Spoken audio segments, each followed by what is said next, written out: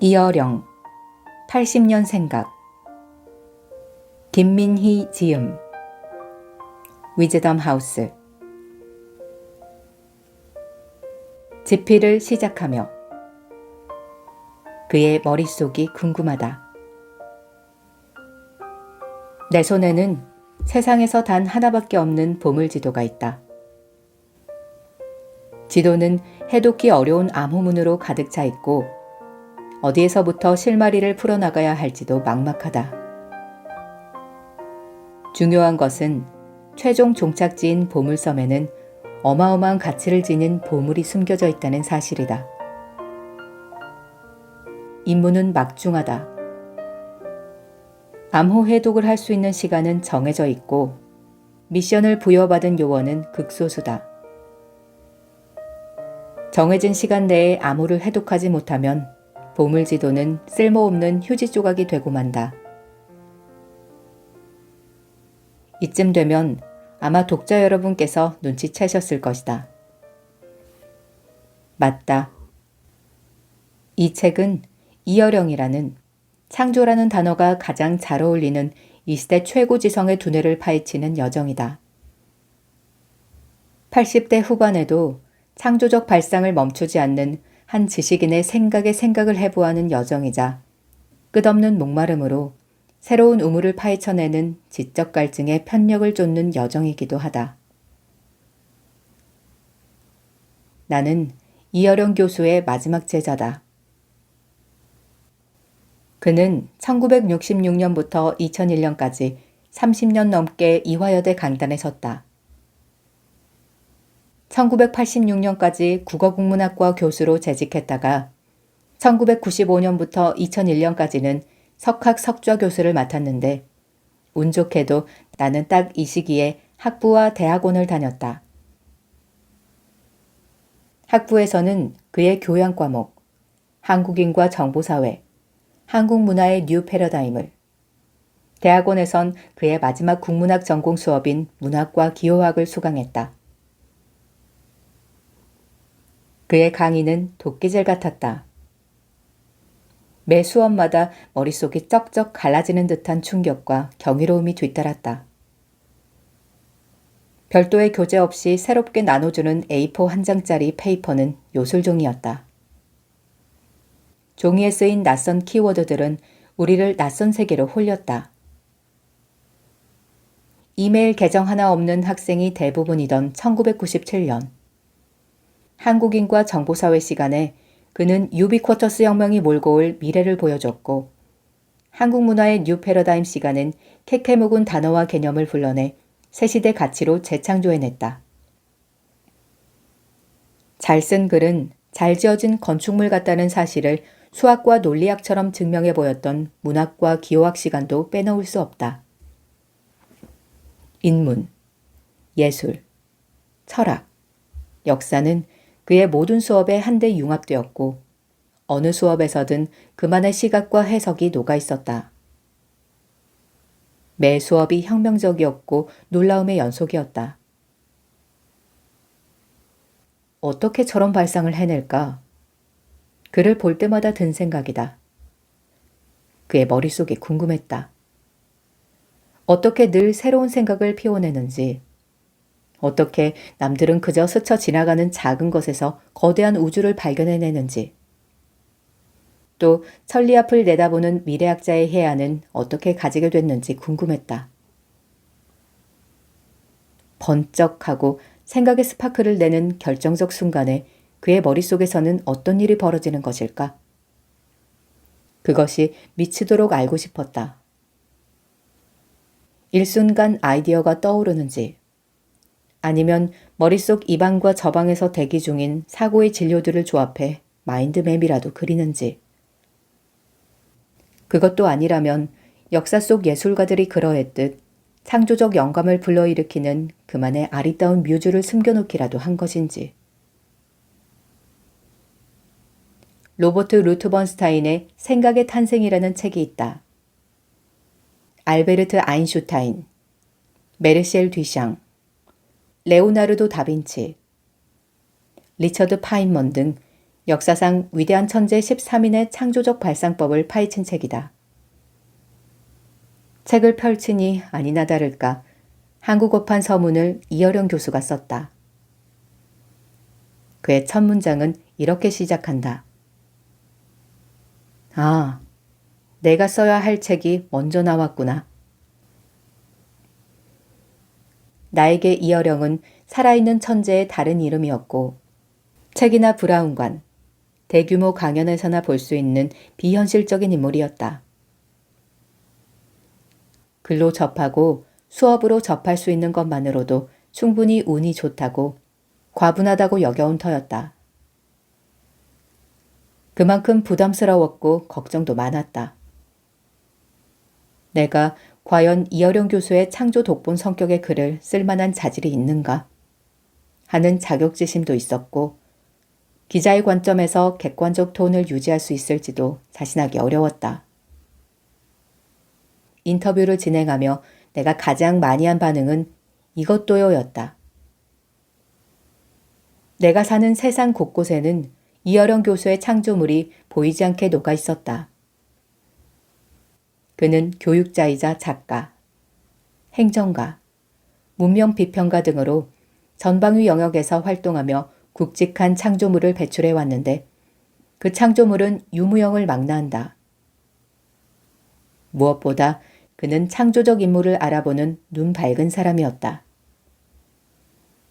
비디오 아티스트 백남준의 후원회를 만들어 초대 후원회장을 맡았고 화가 이우환, 바이올리니스트 사라장, 소설가 김승옥과 박완서 등의 재능을 한눈에 알아보고 음향으로 후원한 이가 바로 이어령 교수다.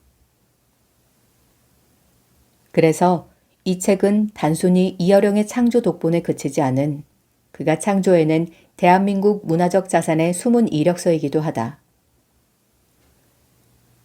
이어령 교수는 둘째가라면 서러운 문필가지만 최근 들어 그가 직접 글을 쓰는 일은 거의 없다.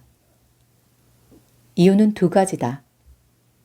건강상의 이유와 시간의 효율성. 그는 아직도 해야 할 일, 하고 싶은 것이 넘쳐난다. 집필 중인 책만 몇 종이고 계약 상태인 책, 구상 중인 책도 많다. 그런가 하면 지자체 공무원들에게도 인기가 여전하다. 스토리를 살릴 기획이 필요하면 전국 곳곳에서 그의 뇌를 훔치고 싶어 한다. 청주 젓가락 페스티벌, 영주 선비마을, 물의도시 대구 등은 상당 부분 그의 창조력에 비쳤다. 그래서 그는 이렇게 말한다. 혼자서 다 하려면 130세까지는 살아야 할 거야. 후후.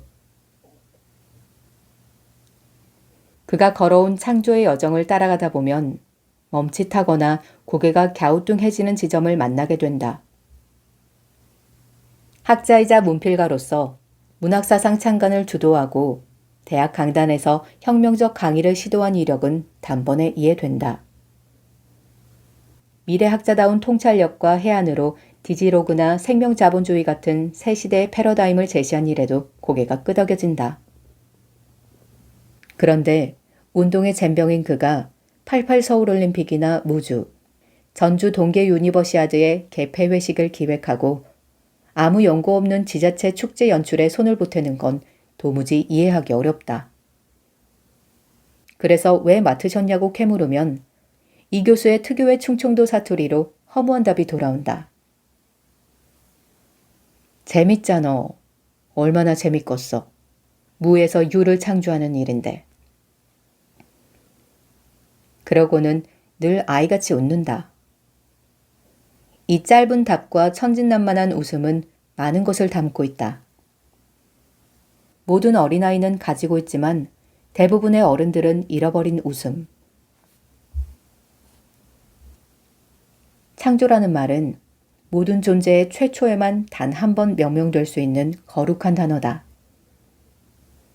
정보와 빅데이터가 범람하는 4차 산업혁명 시대에서야말로 창조적 사고가 관건이다. 뻔한 정보와 기계적 사고로 무장한 인재가 아니라 자기 머리로 자기만의 생각을 할 줄 아는 인재야말로 이 시대가 꼭 필요로 하는 존재이기 때문이다. 그런 면에서 이어령의 생각의 탄생을 말하는 이 책은 지금 시대에 더욱 기묘하다. 이 책의 쓰임새는 이어령 교수의 다음 말에 담겨 있다. 자신을 일컬어 천재 운운하는 이들에 대해 펄쩍 뛰면서 하는 답변이다. 나는 천재가 아니야. 창조란 건 거창한 게 아니거든. 제 머리로 생각할 줄 안다는 게 중요한 것이지. 누구나 나처럼 생각하면 나처럼 될 수 있어요. 진짜라니까. 이어령 교수는 이 말을 10번도 넘게 했다. 처음에는 말도 안 된다고 생각했다. 누구나 이어령 교수처럼 될 수 있다니 누가 봐도 언감생심인 말이었다. 하지만 그의 심오한 지적 세계를 탐험하는 여정에 동행하면서 신압으로 아주 조금씩 동의하게 됐다. 그를 만나고 나오면 일상의 사물이 평소와 달라 보였고 그의 생각의 줄기를 따라가면서 원래 그런 것은 세상에 없다는 걸 하나둘 깨닫게 됐으니까. 이어령 교수에게는 신묘한 힘이 있었다. 익숙한 것을 낯설게 하는 힘, 고정관념을 흔들어 놓는 힘.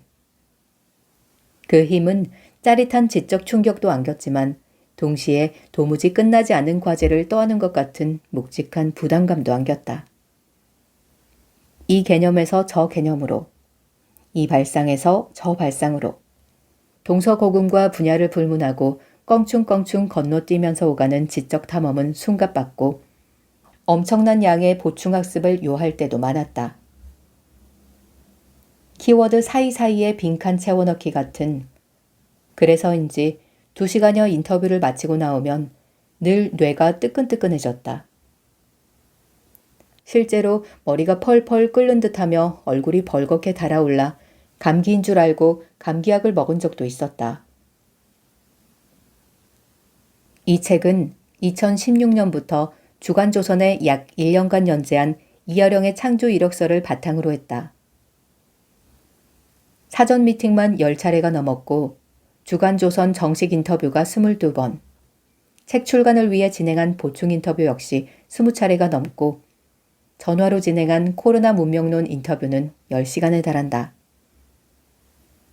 한 번 인터뷰할 때마다 보통 2시간 정도 소요되니 이어령 교수의 두뇌에 숨겨진 보물을 찾는데 100시간 이상 쏟은 셈이다. 책이 출간되기까지는 예정보다 더 많은 시간이 필요했다. 이어령 교수는 살아생전 절대 회고록을 쓰지 않겠다고 입버릇처럼 말해왔는데 이 책이 회고록에 가장 근접한 책이라 부담감이 그만큼 큰 듯했다. 대화 하나하나를 짚어가며 보고 또 보고 행여 당신이 한 이야기가 타인에게 누가 되지 않도록 하라며 당부에 당부를 거듭했다.